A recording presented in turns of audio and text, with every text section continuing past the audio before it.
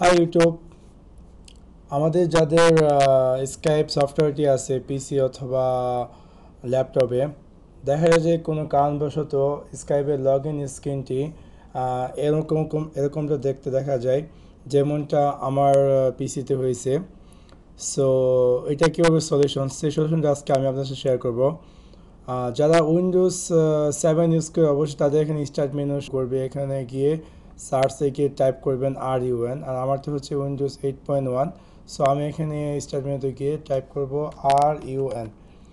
RUN করলে run যে command বক্সে সেটা শো করবে, অথবা আপনি কিবোর্ড দিয়ে উইন্ডোজ কি প্লাস আর একসাথে চাপলে এরকম একটা কমান্ড বক্স শো করবে আপনার উইন্ডোজে। সো এখানে আপনি লিখবেন REGEDIT, যেমন যেখানে লেখা আছে।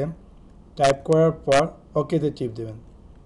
ওকেতে ক্লিক করার পর এরকম একটা স্ক্রিন ওপেন হবে আপনার উইন্ডোজে। স্ক্রিন ওপেন হওয়ার পর এখানে ক্লিক করবেন হটকি লোকাল মেশিন দিয়ে, এখানে ক্লিক করুন, তারপর সফটওয়্যারে, তারপর ক্লাসিক, তারপর .css যেখানে লেখা আছে সেটা আমরা সার্চ করব।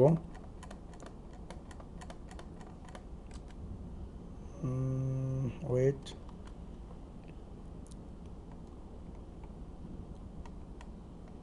.css এখানে ডাবল ক্লিক করব।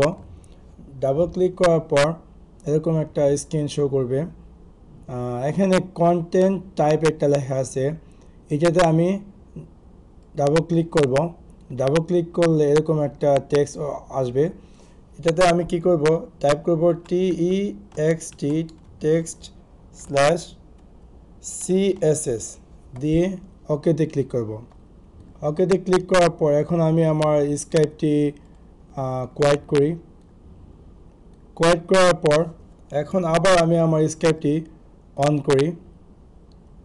অন করে দেখেন, সো আমার যে নর্মাল স্কাইপের স্ক্রিনটি আছে সেই স্ক্রিনটি এখন শো করছে। So that's very cool. আর এর সম্পর্কে যদি আপনাদের আরও কোনো ইনফরমেশন জানা থাকে, এনি হেল্পস, তাহলে আমাকে কমেন্ট বক্সে টাইপ করুন। আমি যথাসাধ্য চেষ্টা করব আপনাদের সাহায্য করার জন্য এই বিষয়ে। That's all, bye, take care.